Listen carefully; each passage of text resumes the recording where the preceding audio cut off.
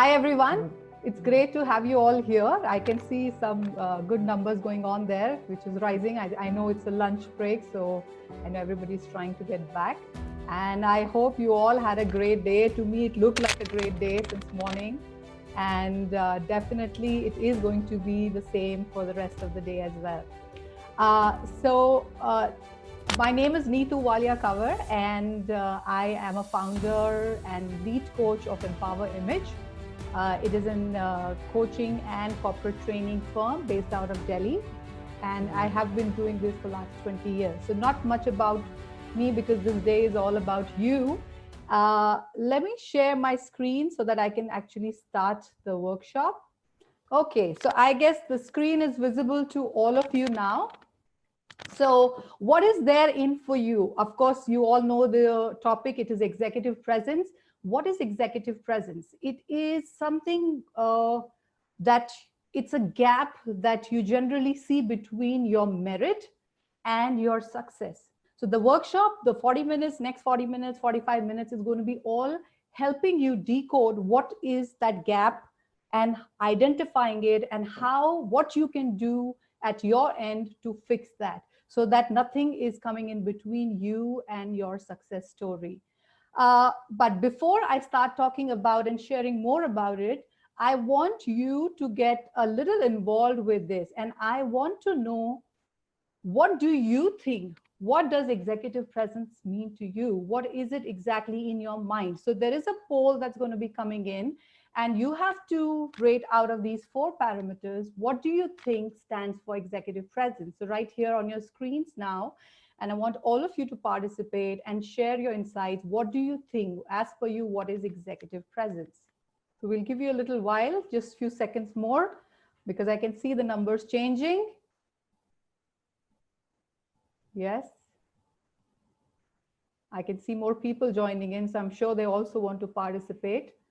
We can give you another 2 seconds to finally close this. Okay, so I think I'll close the poll here.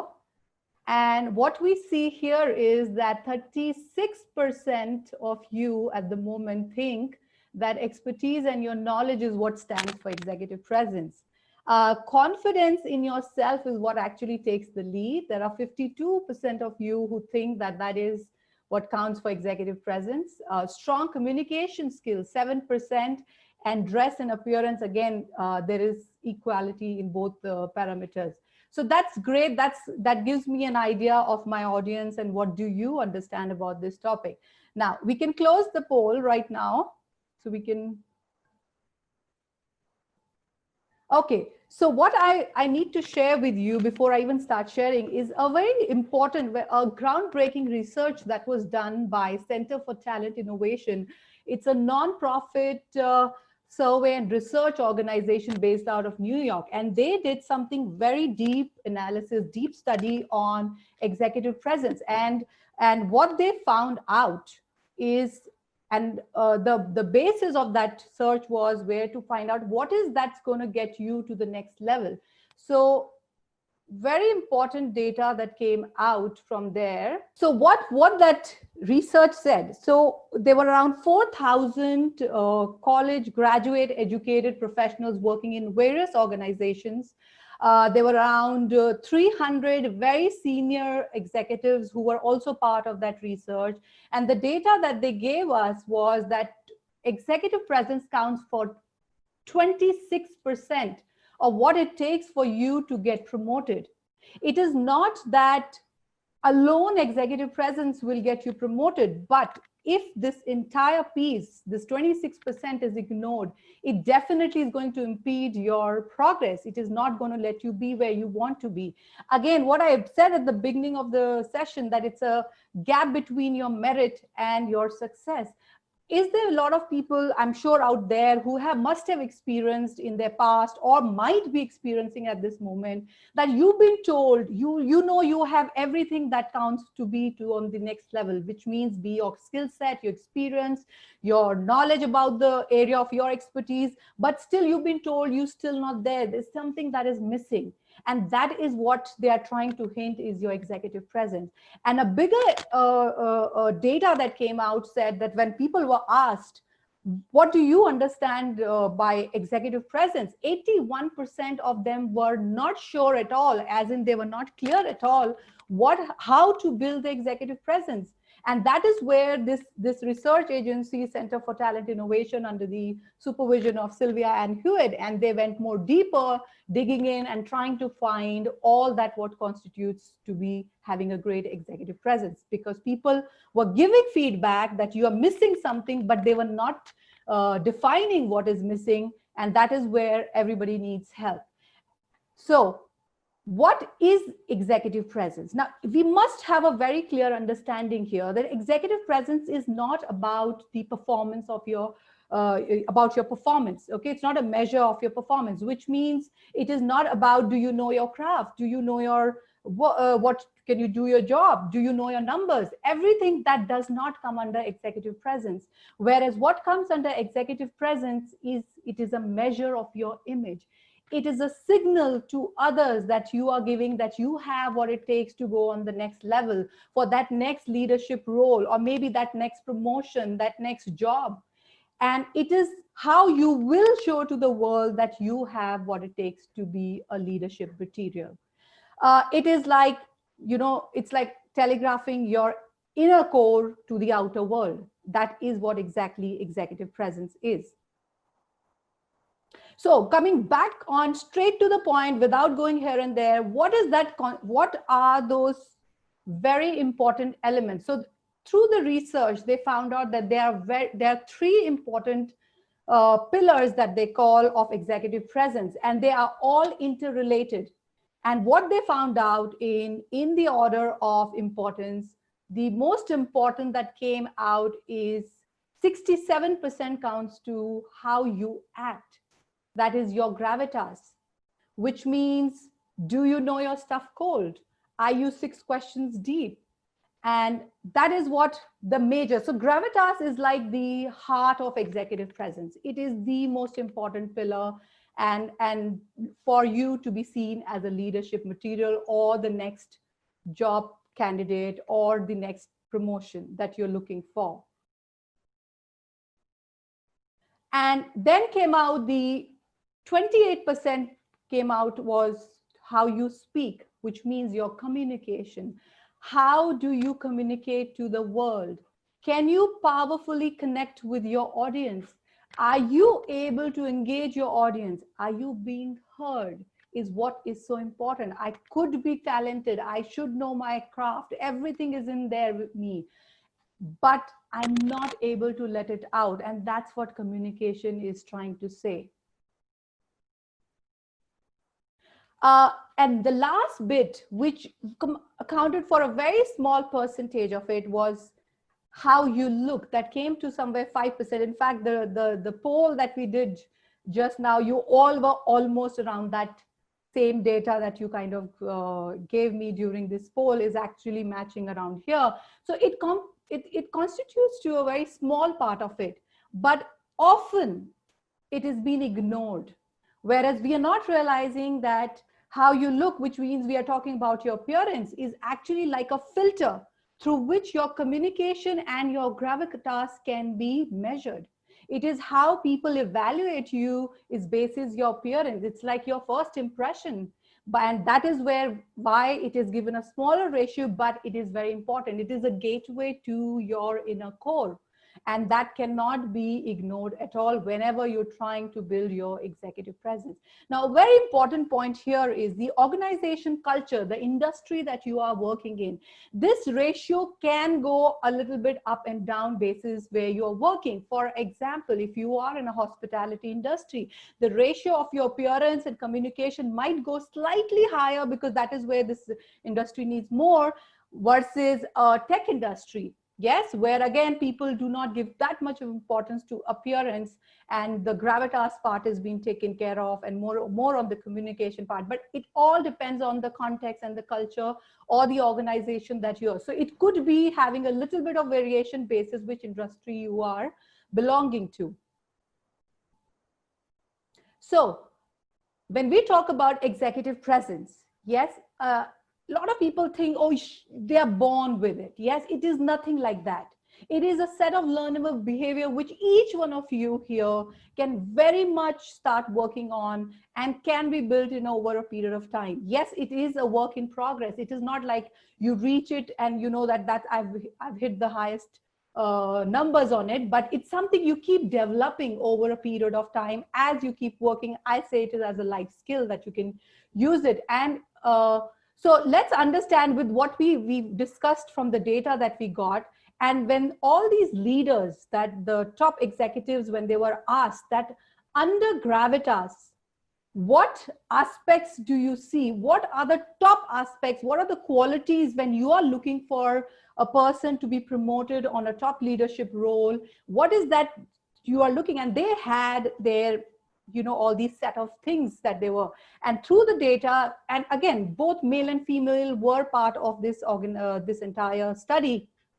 And what came out is that the most important, which I am very happy to see that all of you here, we gave it the highest rating here as well. So I can see there is, we are very well connected on our thoughts here as well. Even the study, how it has proved that confidence, self-confidence is the topmost aspect of your gravitas, which means your grace under fire. How do you perform in crisis? Again, we are living in crisis right now. Every organization, every government is going through a crisis more. The entire world is fighting crisis, yes? But the kind of calm and composure, how you handle that is what comes as your confidence, as your grace under fire. So I mean, I don't need to share, but, from government point of view, we've seen, the New Zealand, I'm trying to particularly pick up female leaders example here.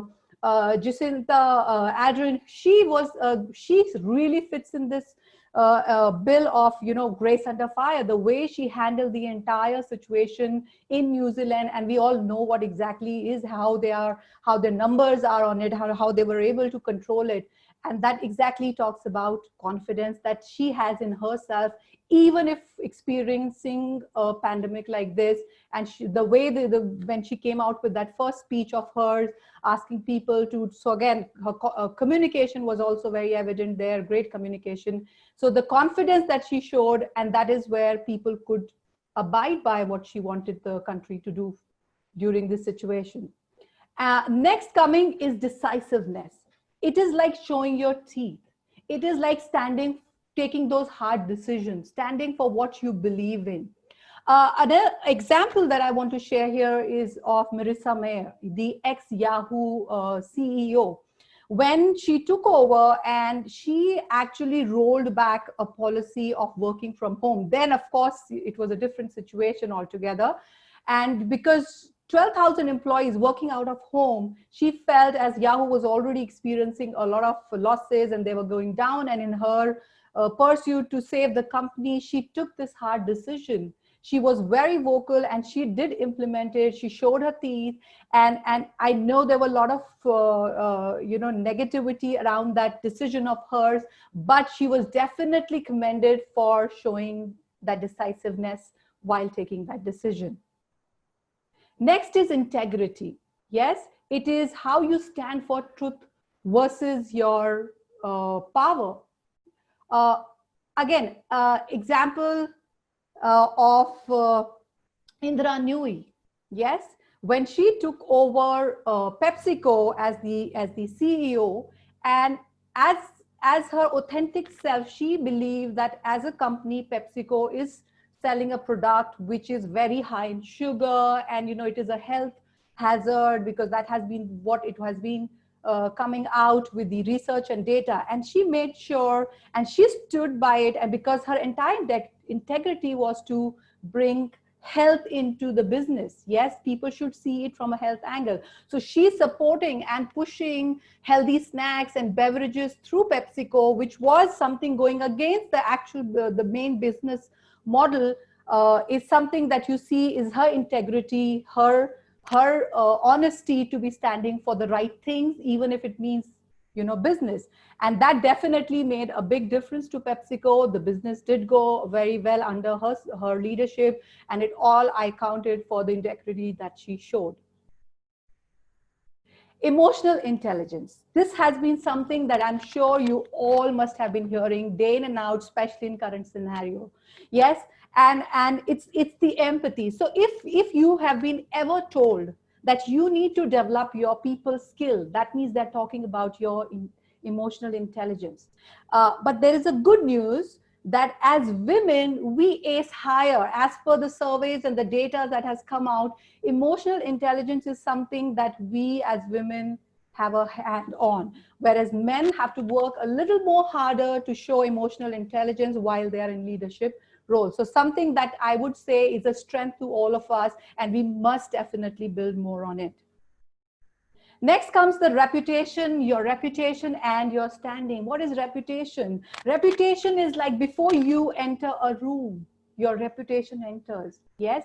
How are you being seen? What is your stand for things, not only in that meeting room or that conference room while you're briefing your teams, even when you are standing next to the water cooler or walking in the crowd. So it is all about being consistently showing the same message of integrity and the self-confidence, everything that all comes under your reputation. It does not change. It has to be seen same way. It has to be everywhere consistently seen. And there were many more. Okay, so I have just picked the top 6 because, but vision is also what added to the list of top aspects of gravitas. And under vision, it is something very internal. If as a leader, if as an employee for that matter, you could be working at any level of organization, we all need to have a vision for ourselves. If you are seeing somebody without a vision, people will not see you. Now, also what I want to say here is that, all of us have some vision. Yes, somewhere we have defined it better for ourselves and some might be still working on. But when you talk about your vision, you want to be backing it up with a little bit of facts and data. You want to be supporting it with something backing. For example, let's use the example of when it comes to vision, we cannot ignore Steve Jobs. Yes, he is, when it comes to vision, it's synonym to Steve Jobs. So he was known for his vision, doing things differently. Any products of Apple, if you see, had his vision. His vision was to keep things simple, keep things user-friendly. And his entire vision was brought into his products. And that is why what Apple is today is because of the vision that Steve Jobs had. So as a gravitas point of view, you almost also start thinking about on the lines of your vision, where you want to see yourself, and of course the organizations that you are associated with or will be associated, for all the ones who are here today at the fair, where you want to take the organization itself. But it first has to be your own vision. It cannot be company's vision, because and how you want to align both your personal vision with the organization. Like I gave you the example of Indra Nooyi. That is also a great example of vision, because it was her vision that she wants to get things more on a health point of side and bring it more healthier products. And that is where even her vision came into getting up all those healthy snacks that PepsiCo is now selling out there in markets.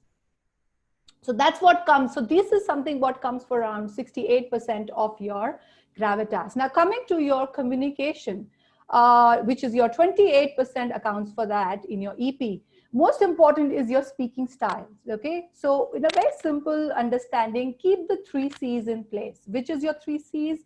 Be concise, be clear, and be credible in your communication. Yes. So when I say concise, often people, as they try to get the topic out there in a manner, hitting the bush here and there. No, as a leader, you have to speak very clear in a crisp and concise manner. You want to be also seen as credible, which means you must be backed with your the right grammar, of course. You also must be using the language that you're comfortable, but in a right manner. And basis your audience as well, you must pick the right forum. Then next comes the ability to command a room. Now, what is ability to command a room? It is not like I go into a room and I suck the entire oxygen out of that room because people are under fear. Of course, that could also be seen as, you're commanding a room, but that's not, when it comes to EP, that is not commanding a room. Commanding a room means where you give more than your own self, you give importance to the people who are there in the room. That is how you command a room. That is your ability. And that's something we can develop over a period of time. I have been there. I have actually, this is one area I personally worked on from in my initial years of corporate world, 15 years there, because for me, it was all about, initially, it is about me. And I had to get myself clear on this because it was not about me at all. It is all about the people who you are addressing to, like it is today. Then comes assertiveness. Now, assertiveness is how much do you stand for what you say? How pushy are you in your communication? Now, that word itself I used because here is a gender bias that is attached to it. If a male leader is very pushy, very hard, very authoritative, he'll be seen as a leader. But the moment a woman starts doing it, we start calling it as, that she is too bossy, yes? And we start giving other names to it. So this is one area where, again, a lot of bias is attached, which of course needs to be broken. But we as women, we also need to work on our style of communication. We need to not worry if whether there is going to be a likability or not. Yes, people has to like you, but it is sometimes you don't want to bend. And because what you're doing is right. I again will give you an example of Indra Nooyi again. Yes, she had, when she took over, she wanted to take over, the entire IT systems of PepsiCo. And before she took that decision, what she did? She went on her vacations and she read like 10 books on IT up page to page. She had like professors on call, clearing all her doubt, because that was not her area of, where she had the entire knowledge. So before you become assertive, you need to do your homework. Otherwise, people will take you on the wrong way. So to be more assertive, back it up with your homework, with your full information about what you're trying to communicate. Next is your ability to read an audience. This is again a very important aspect of communication. How good are you in reading what your audience, your people, your team, your stakeholders, what are they thinking? What are they expecting? And that is where comes in your listening abilities. If you are not a great listener, then definitely you have a dent on your communication. Communication is not about just speaking. It is all about listening and getting feedback. So that when I say your ability to read an audience will count on to your listening skills. And a very important piece on your communication, which cannot be ignored, is your nonverbal. It has the data. Many surveys have proved it that nonverbal plays a very important role. Almost 50% comes from your nonverbals. It is about your body posture, how you stand, when you're presenting. Now, again, as a leader, see, you could be on a mid-level, senior level, or even a junior level. If we are any kind of leader, we are always presenting. It need not be that, it is a podium. Yes, as you grow higher as a leader, your podium also starts getting bigger. Your stage starts getting bigger. Yes, and the more higher you go, the more your communication skills needs to be worked on. So that is where your non-verbals have to be really worked on. Eye contact is a very important piece you want to see. During this research, people rated eye contact, which accounts a lot when it comes to making a right communication with people. So as a leader, you must be great with, unfortunately, with the virtual world going in, our non-verbals somewhere are taking a backtrack, but yes, we have to see the opportunity. So no, but anytime given an opportunity, even at the virtual platforms, have the window open from both ends where you can observe each other and you can notice, because that will help you build your communication better. Because I have noticed myself, a lot of people are comfortable just putting the video on during company meetings and all. Yes, until unless it's not a norm. But if given an opportunity, you must look forward to keeping your screens on with a great presentation of your body language and the other area that I'm going to touch, so that what will help is you will be able to, even through these walls of systems that we have, we will be able to communicate better. So we must be working on our non-verbals. Now, last piece that comes in is your appearance. It's how you look. Now, like I said, it's given a very small ratio of, so I know I can see some people are raising hands, and definitely I'm going to be taking all your questions once the slide is so Divya, yes, we will be definitely taking your question after the end of these slides. So yes, so coming back to appearance, there are 3 elements that were rated by all these leaders in that study that was done by Center for Talent Innovation, and they said polish, grooming, and dress one level up came up as one of the top part of it. Now, when I say polish, yes, unkept clothes counted for almost 83% of in the appearance. So the leaders felt that that is one area people need to be very sure of what they are wearing and how polished they are. It could be your hair, it could be your accessories, which has to be simple also at the same time, and accounting for your grooming. Whenever you are presenting, again, I say, when I mean to say presenting, it is not at a stage. Think every day, every situation that you are in, anytime you're communicating, you are presenting. If you ignore this aspect and you say, okay, today it's fine and tomorrow it's be okay, then definitely your reputation, remember I said, will take a hit. So you want to be seen as polished, you want to work on your grooming, and you also want to dress one level up. Now, why I'm saying dress one level up? Your aim, why are we working on EP? So that the others can see that I'm a leadership material. Yes, they can see that you are ready for that next level up. If you are not going to dress for that next level, how will they see? So if you want to be seen as a VP, dress like a VP. Again, the context of organization comes in here, because it depends on what industry you are. But you want to be seen. So again, if you are still getting confused on this, the easiest way is look up to in your own industry. This is what I always recommend to my in my coaching sessions, if people raise this question, is that look up to somebody in your organization who has a great executive presence, who you look up to and who you want to be like, and then see how they are presenting themselves, what is their style of dressing, and that is where you can pick up some cues. I'm not saying copy, because that is not going to be right, because you have to be authentic, and you see what you believe in and see what they are giving, and you kind of amalgamate it and you put a new piece for yourself and dress accordingly. But anytime you're presenting, you want to be dressed one level up your audience. Yes. So to all these 3 points that I've discussed till now, I will explain you and I'll help you recap and understand with the example of these 3 beautiful, talented ladies and brand ambassador of executive presence, if I use.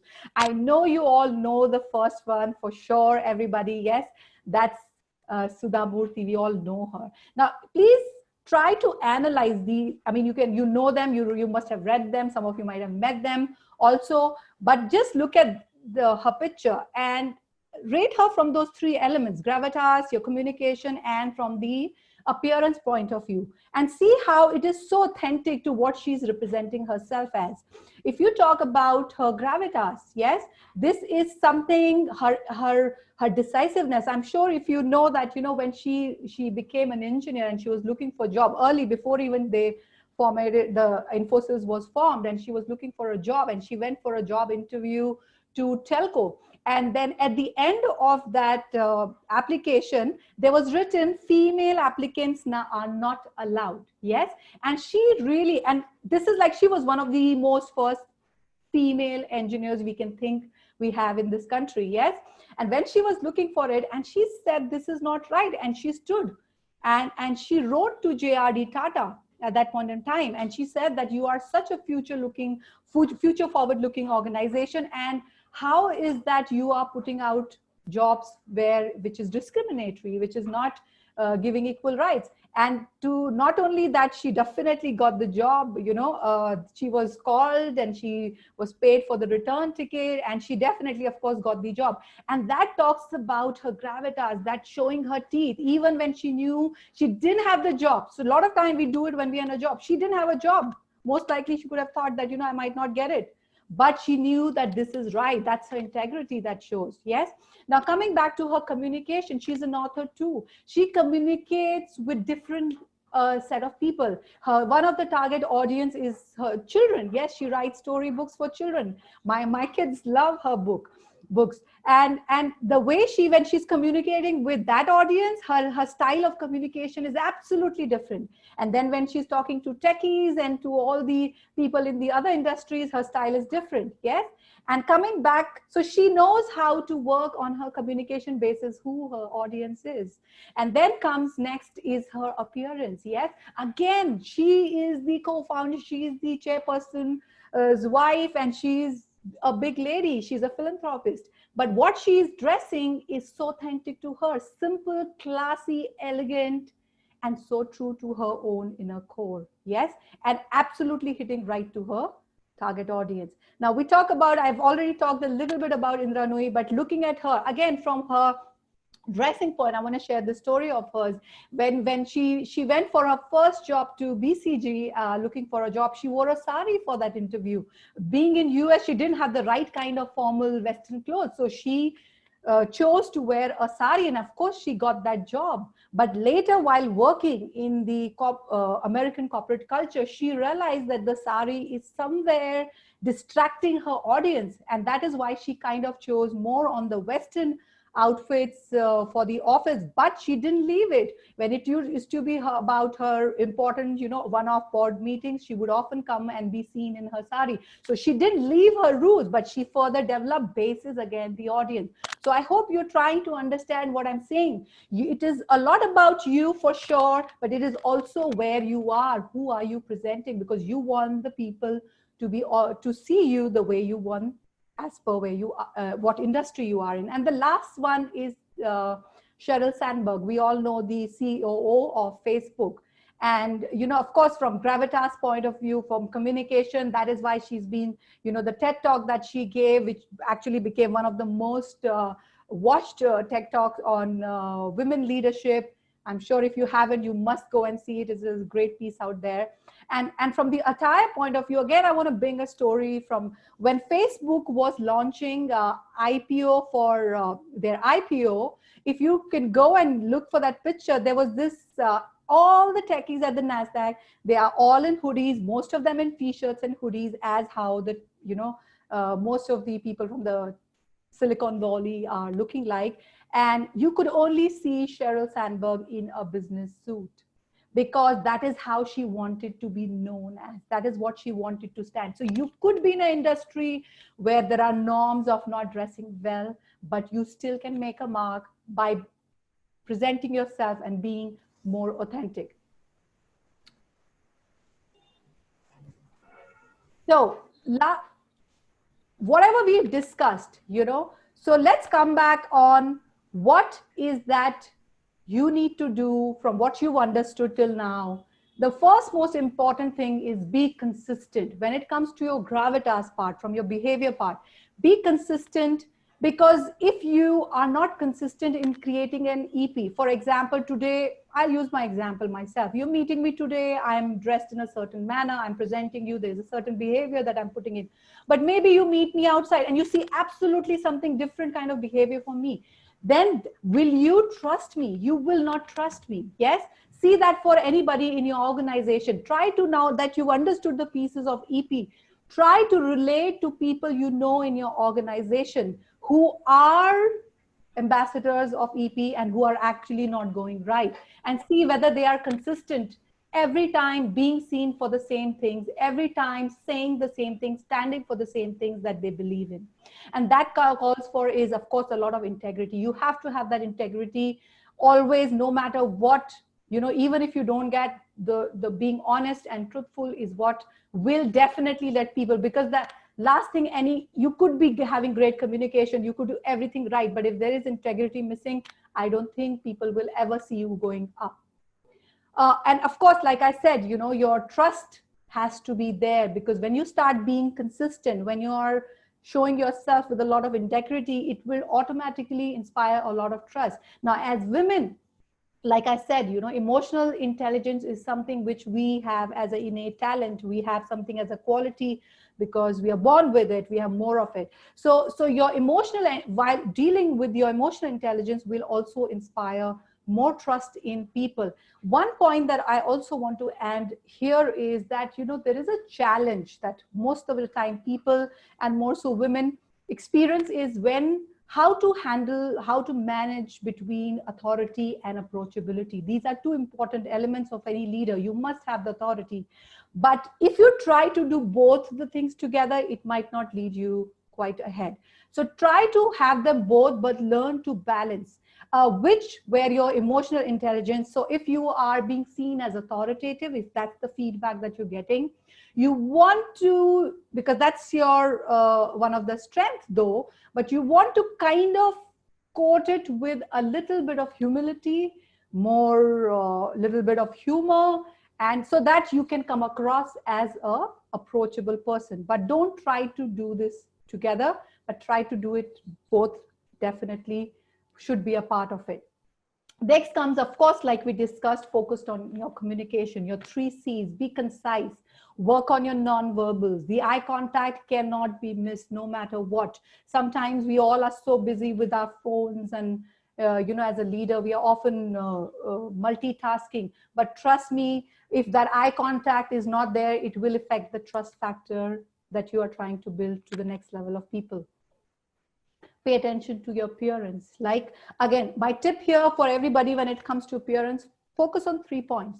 First, when you are dressing, in the dressing part, is you want to see, you want to go more solid. If you do not have much understanding of dressing, going more solid and more darker colors will definitely start showing you on a more authoritative and a more leadership material, then going in a lot of bigger prints. And if you're using prints, also use it smaller. So solid is better, darker is better. And another very important is the fitting. We often see a lot of women wear business suits because they know I'm going for business and it has to work. But what really takes off the entire thing out is the fitting. So please do pay attention to fitting. And again, I gave you the example of Sudha Murthy and Indra Nooyi. They're both two different people, but great examples of executive presence. But again, they're dressing as per their comfort level. So you want to not let go of the comfort while you're trying to dress. You can upgrade slightly, and you must, but be comfortable while doing it. Otherwise, people will see when you're uncomfortable. So I mean, for example, for me, you know, I cannot wear a sari for simple because I'm not used to doing it. I'm more comfortable in a Western attire because that's where I feel like I am in my comfort zone. But when I'll wear a sari, I know my entire attention will be going on to the sari and not what I am supposed to be doing as a part of my job. Next is asking for feedback. Yes. Now, feedback is another very important piece when you're building your EP. Go out to people, like I said, in your circle of business or your industry or your leaders, and go and ask them for feedback in terms of where do you think are you lacking in these 3 areas, be it your behavior, appearance, or communication. Yes, and you must work on that feedback because that is where the actual change will happen. Until unless you are not aware of where you're lacking. When we talk about my self-awareness, yes, that is the most important piece. I should be knowing myself, but it is also important at the same time to give an attention to what the other world is thinking about me. Are they able to see what my true self that I believe in, is it visible to the outside? And that can only happen when you ask for feedback. So feedback should not be taken negatively if being given, and look for more opportunity, because leaders who ask for feedback, who are more, if you are making yourself more vulnerable and you're asking to develop further, trust me, it is not a weakness, it is a strength, and you must work on it. And lastly is again, yes. Sorry to interrupt, but we do have a lot of questions that have come in, and we're really running short on time. So yes, in the interest of time, Okay. Yes, frozen. Yes, we're almost there. Yes. So lastly, be authentic. And now to be authentic is the most important piece when you're working on your gravitas, communication, and appearance. But the most important thing that you need to start doing is how you think. It all depends on how you see yourself. If you can't see yourself worthy of something, then how will the world see it? And that is where we need to start focusing a little bit on our thought process. So what I quickly want you to do is just in your mind, think and try and eliminate those F words that you have in your life, which could be your fears, which could be that fear of failing, and it could be faking. Yes. And the most important F that I want you to eliminate is being fine. You do not want to be fine. Don't settle for less. Don't settle that, okay, I am fine in that. Don't sit in your comfort zone, because the moment you will cross that, you will see growth coming in your careers, in your professions or business, whatever you're doing. So try and be the best what you can. Believe that you are exceptional, believe that you're outstanding, work on your mental thought process, on your how you think about yourself. Be extraordinary, and that is how the world will see that you are extraordinary, and you will be put into the right place where you deserve, because of your talent, in or out, both. And with that, I close the session with a small quote. Our deepest fear is not that we are inadequate. Our deepest fear is that we are powerful beyond measure. So work on your fears. EP will come in very easy. That's my promise to you. And of course, lastly, closing in, we will definitely take the questions. I'm looking forward to it. And let me stop sharing this screen. So coming back, yes. So please share the questions with me. Can I? Yes, sure. We have about 7 minutes, Neetu, so I'm going to send your way whatever is possible. Please Uh, do. if someone is talented, has a clear vision, but their command on English is not very good, then what do you suggest? Okay. So again, what I said is, you are seeing that as a weakness for yourself. Now you need to evaluate if you are talented. Does your job demand you to be into that communicative space where your English is not? You definitely need to work. But what you must understand here is that you are putting the entire thing on language. Yes, language and communication are two different elements. It's just a medium of communication. So if you come from a background, so I would say start reading more, start listening to more English news, reading newspapers on a daily basis. It will not change in a day, but I promise you, if you are consistently working on it, it can be. So grammar has to be right. There is definitely no place in that. So I would say that area needs to be worked, because if you are in a job that requires to you, and if you're looking to be on a leadership position, leaders need to have the right command on language as well. Great, thank you. From Roma, she says, since executive presence is more like a journey, it might take some time to build. So could you highlight some checkpoints or milestones that could help one measure their efforts?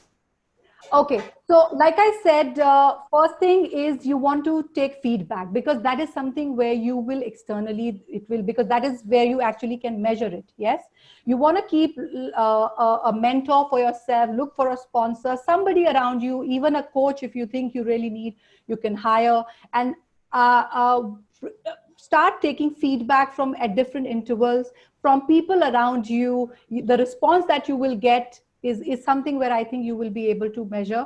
But again, basic checkpoints, you want to see how are you, when you're interacting with people through their non-verbals, what kind of response are they giving you? That is going to be something very quickly you will be able to see whether there is a change. Are you making them feel comfortable?